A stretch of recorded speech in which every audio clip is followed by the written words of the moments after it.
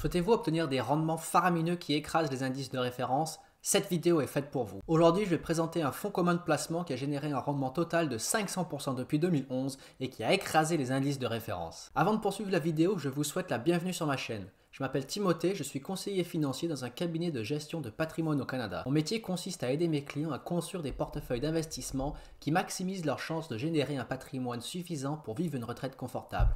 J'ai créé cette chaîne récemment afin de partager mes connaissances avec vous, mes expériences et vous aider à faire pareil que mes clients. Si ce n'est pas déjà fait, abonnez-vous afin de rejoindre l'aventure et d'être notifié de mes futures publications. Passons maintenant au vif du sujet. Pour ceux qui n'ont pas vu ma vidéo sur les fonds d'investissement, je vais commencer par rappeler ce que c'est exactement. Un fonds commun de placement fait partie de la famille des OPCVM, qui sont les organismes de placement collectif en valeurs mobilières. Un fonds d'investissement est constitué de sommes qui sont mises en commun par les investisseurs et qui sont gérées par un gérant professionnel. Contrairement à un ETF qui vise à reproduire la performance d'un indice de référence, un fonds d'investissement cherche avant tout la surperformance. Concrètement, cela veut dire qu'un fonds d'investissement porté par exemple sur les grandes valeurs américaines, essaiera de battre les rendements du S&P 500, alors qu'un ETF S&P 500 se contentera d'en reproduire la performance. De plus, un gérant talentueux sera capable de minimiser les pertes lorsque le marché baisse, grâce par exemple au stock picking, au market timing, à l'achat d'actifs moins risqués, à l'utilisation de produits dérivés et à la vente à découvert, par exemple. C'est pourquoi il peut être très intéressant d'investir dans des fonds d'investissement bien gérés, si vous avez bien entendu une tolérance au risque plus élevé que la moyenne. Aujourd'hui, je vais présenter un fonds d'investissement éligible au PEA qui peut vous permettre d'écraser les rendements d'un ETF équivalent. Il existe bien entendu d'autres fonds qui peuvent vous permettre de réaliser cet objectif, mais j'ai choisi ce fonds car il affiche la meilleure performance à long terme dans la liste des fonds d'investissement éligibles au PEA. Par contre, je ne vous dirai uniquement de quel fonds il s'agit à la toute fin de cette vidéo, alors assurez-vous de la regarder jusqu'au bout. En réalité, l'intérêt premier de cette vidéo est de vous montrer comment je fais pour analyser un fonds d'investissement et quels sont les éléments importants que je prends en compte pour déterminer la qualité d'un fonds particulier. Mon métier de conseiller financier consiste à analyser beaucoup de fonds d'investissement différents afin de sélectionner les meilleurs, afin de ne recommander uniquement que les meilleurs fonds à mes clients. Donc aujourd'hui, je vais vous montrer la démarche que j'utilise. C'est une méthode en 5 étapes. J'analyse 5 éléments clés différents des fonds d'investissement afin de déterminer si ça vaut la peine d'y investir l'argent de mes clients ou pas. Les 5 critères spécifiques que nous allons analyser aujourd'hui, c'est la stratégie d'investissement du fonds, le profil risque-rendement du fonds, les performances historiques comparées aux indices de référence, l'expérience du gérant et enfin la politique tarifaire du fonds d'investissement. Alors tout d'abord, nous allons faire la présentation du fonds et de ses objectifs d'investissement. La page d'accueil de Boursorama nous informe que ce fonds collectif de placement, puisque c'est sa forme juridique, a pour objectif d'obtenir une performance supérieure à celle de l'indice de référence MSCI EMU Small Cap avec dividendes réinvestis et après déduction des frais de gestion. C'est donc un fonds qui investit majoritairement dans des actions d'entreprises européennes à faible capitalisation boursière qui répondent aussi à certains critères ESG, ce sont les fameux critères environnementaux, sociaux et de gouvernance. Pour en savoir plus sur un fonds d'investissement, on peut consulter le document qui s'appelle le prospectus.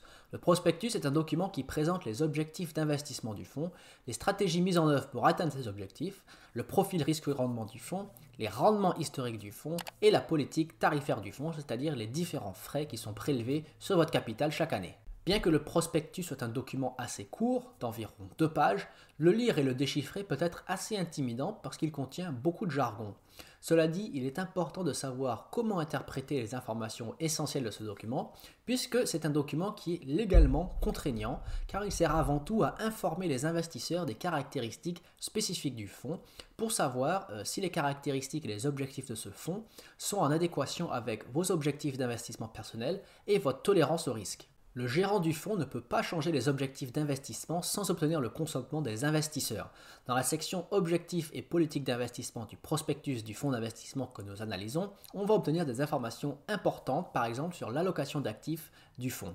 L'allocation d'actifs, c'est la répartition des capitaux dans différentes classes d'actifs qui peut permettre, selon le gérant, de maximiser les chances d'atteindre l'objectif qui est la surperformance par rapport à l'indice de référence. À la lecture de ce prospectus, on remarque donc que les actions des pays de la zone euro représentent à tout moment 75% minimum de l'actif net du fonds et que la majorité de ces fonds seront investis dans des entreprises à faible et moyenne capitalisation boursière.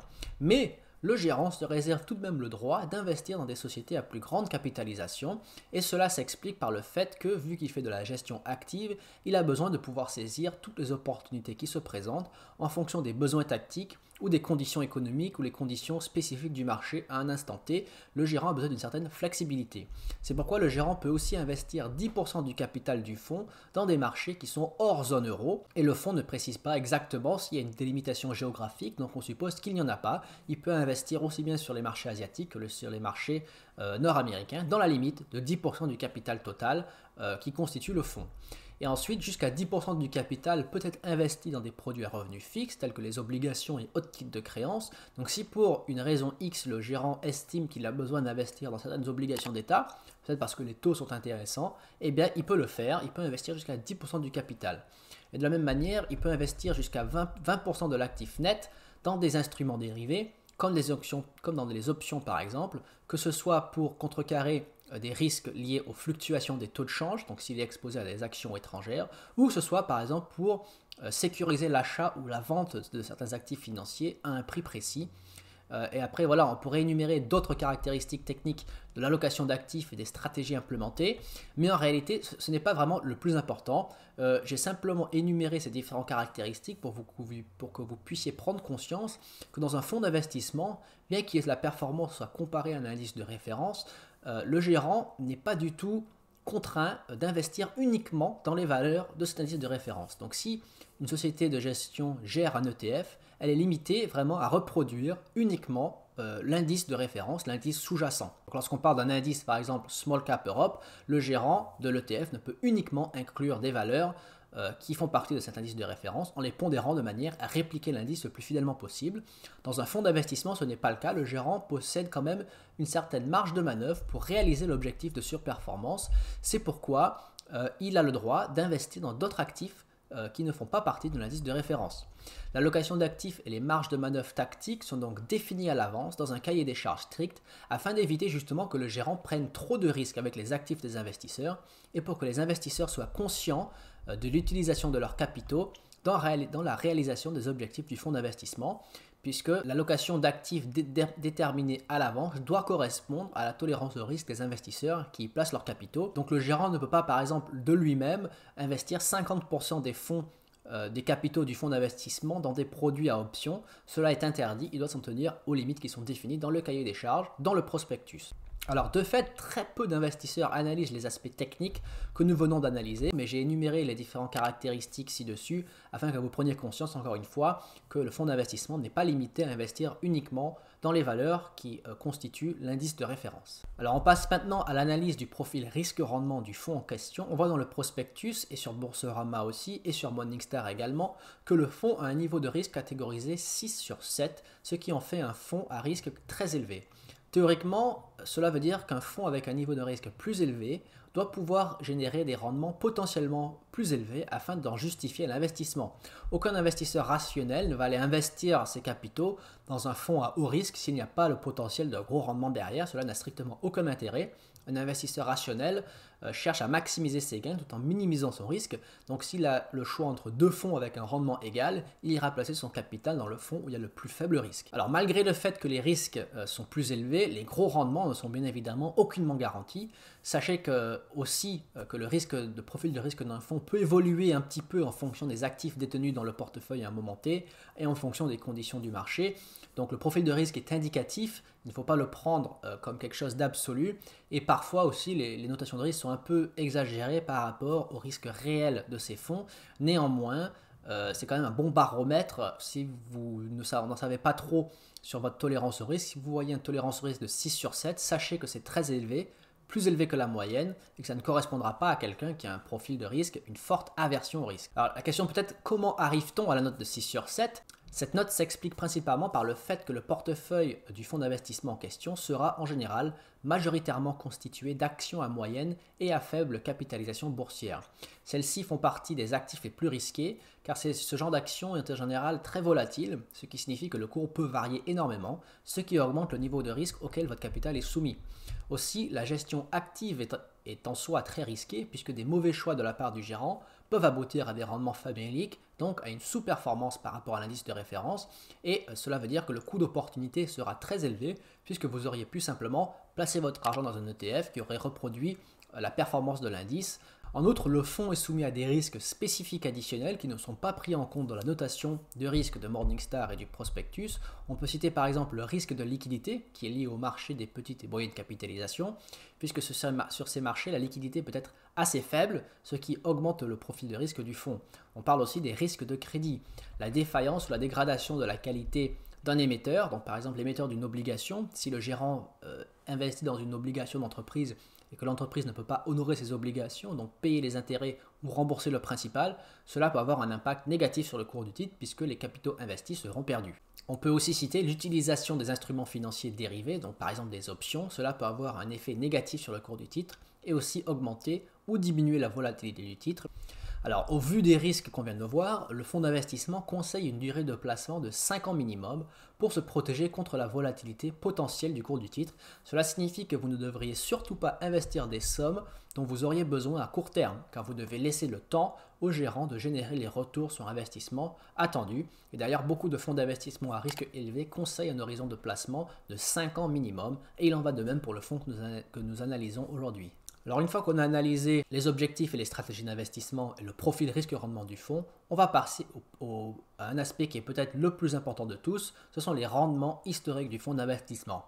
Alors les performances passées ne permettent pas d'avoir de garantie quant aux performances futures, mais les performances historiques permettent néanmoins d'avoir une idée de l'habilité du gérant et de son équipe et de leur capacité à générer des performances supérieures aux indices de référence.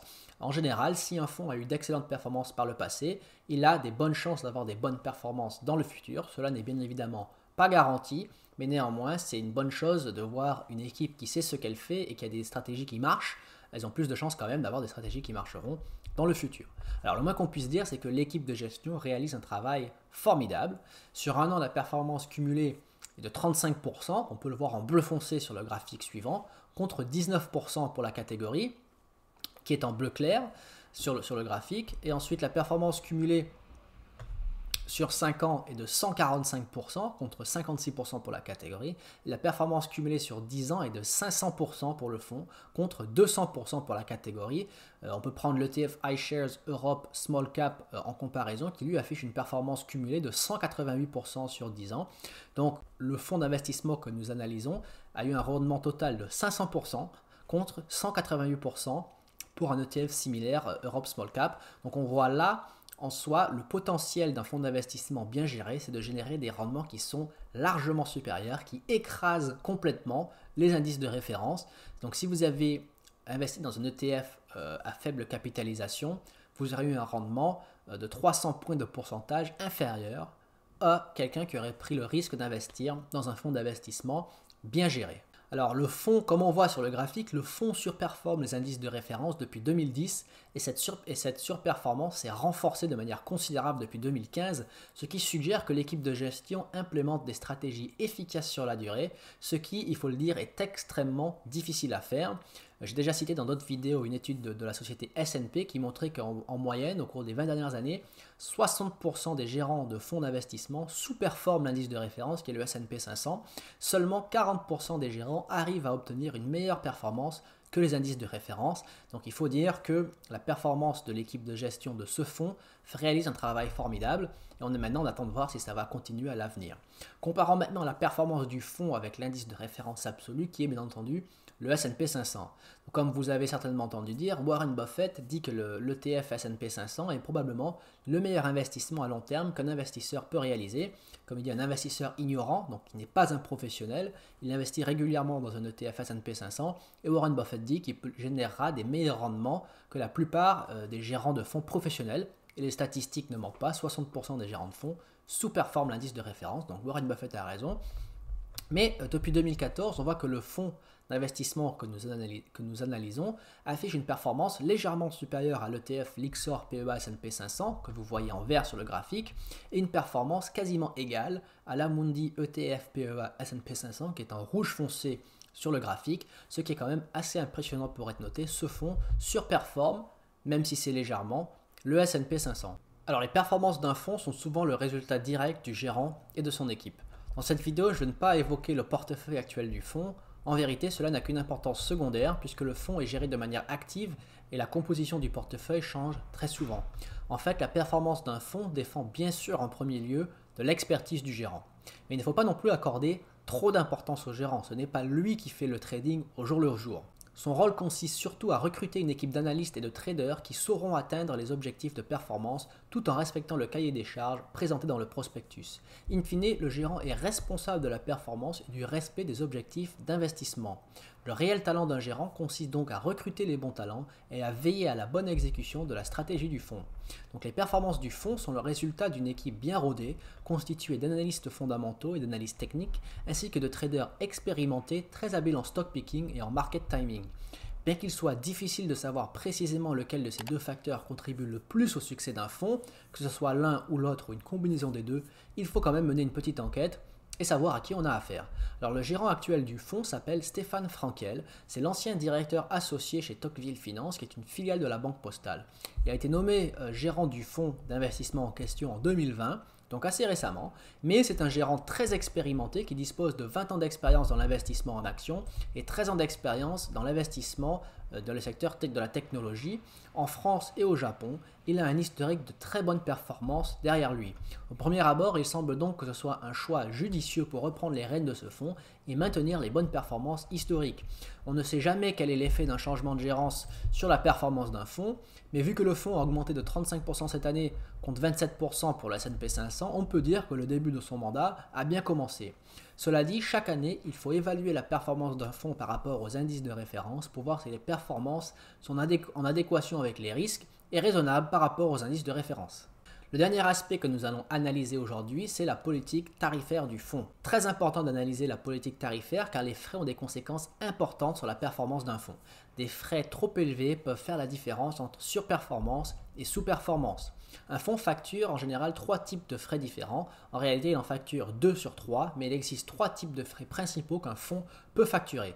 Des frais d'entrée, des frais de sortie et des frais courants. Les frais d'entrée représentent un pourcentage prélevé sur l'investissement initial.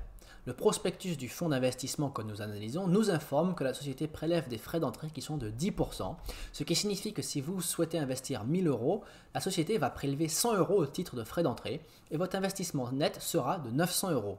Des frais d'entrée de 10% sont énormes et le prospectus nous avertit de cela dès le premier paragraphe. Cependant, les clients Boursorama bénéficient d'un tarif privilégié avec des frais d'entrée de 2%, ce qui est quand même très intéressant et mérite sérieuse réflexion. Si vous investissez 1000 €, votre investissement réel sera de 980 €. Ensuite, certains fonds prélèvent des frais de sortie. C'est un pourcentage qui est prélevé sur le capital lors de la cession de vos parts. En général, un fonds prélève soit des frais d'entrée, soit des frais de sortie, mais rarement les deux.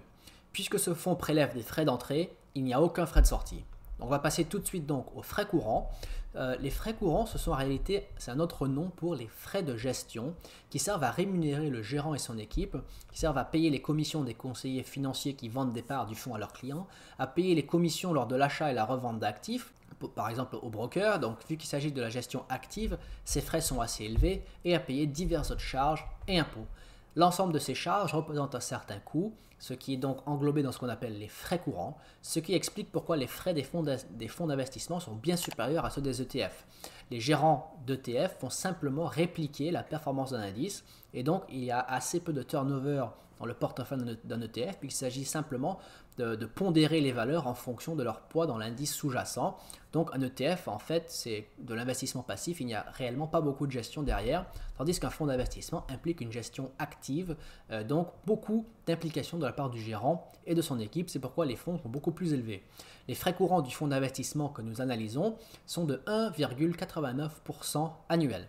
Cela veut dire que si votre investissement vaut 1000 € à la fin de l'année, la société de gestion va ponctionner 18,90 € pour payer les frais de gestion. Si l'année d'après le fonds prend 25% et que votre investissement monte à 1250 €, la société prélèvera 23,63 € de frais courants et ainsi de suite. À titre de comparaison, l'ETF Lyxor PEA S&P 500 facture des frais de gestion de 0,15% et l'ETF SPDR Russell 2000 facture des frais de gestion de 0,3%.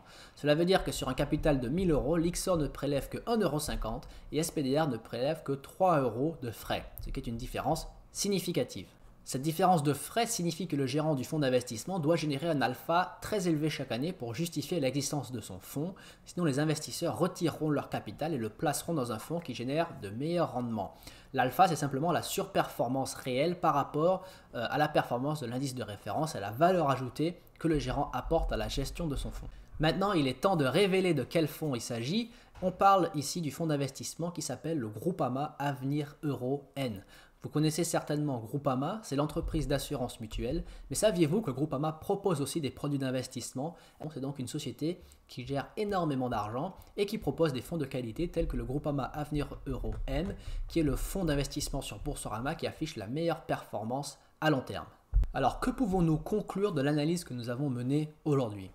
La première chose qu'on peut voir, c'est que le fonds Groupama écrase les indices de référence, qui sont les indices Small Cap Europe, ce qui suggère que c'est un meilleur investissement qu'un ETF sectoriel porté sur les actions Small Cap Europe. Ensuite, on remarque aussi que le fonds Groupama surperforme légèrement l'ETF Lyxor PEA S&P 500, mais en réalité, ce fonds n'est pas une alternative au S&P 500, ce n'est pas non plus vraiment un concurrent du fonds S&P 500, c'est un concurrent, comme on l'a vu précédemment, des ETF sectoriels portés sur le secteur des actions à faible et à moyenne capitalisation boursière. C'est donc un investissement complémentaire aux grands fonds traditionnels que sont les fonds S&P 500 ou les fonds World pour ceux qui veulent une exposition aux actions à faible capitalisation boursière et pour ceux qui ont une tolérance au risque élevée puisqu'ils sont prêts à prendre le risque d'une sous-performance pour obtenir des gros rendements certaines années, et on voit qu'au cours des 10 dernières années, ce fonds a généré d'énormes rendements. Donc pour ceux qui souhaitent diversifier leur portefeuille en s'axant, en étant portés et exposés aux valeurs à faible capitalisation boursière, ce fonds d'investissement est potentiellement un excellent choix pour vous. Encore une fois, il faut que vous analysiez chacun des critères que nous venons de voir pour déterminer si les objectifs d'investissement, le profil risque-rendement du fonds sont en adéquation avec vos objectifs d'investissement et votre tolérance au risque particulière. Chaque investisseur a des objectifs différents et une tolérance au risque spécifique qui veut dire que chaque produit n'est pas adapté à chaque investisseur et le fonds que je viens de présenter aujourd'hui est adapté pour les investisseurs qui ont un horizon à moyen long terme de minimum 5 ans, qui veulent une forte croissance de leur capital et qui ont une forte tolérance au risque, qui sont prêts à avoir potentiellement des sous-performances certaines années pour, sur le long terme, avoir des performances écrasantes par rapport aux indices de référence. Merci d'avoir regardé cette vidéo, j'espère qu'elle vous a été utile et j'espère qu'elle vous a permis d'en savoir un petit peu plus sur comment un conseiller financier appréhende l'analyse d'un fonds d'investissement.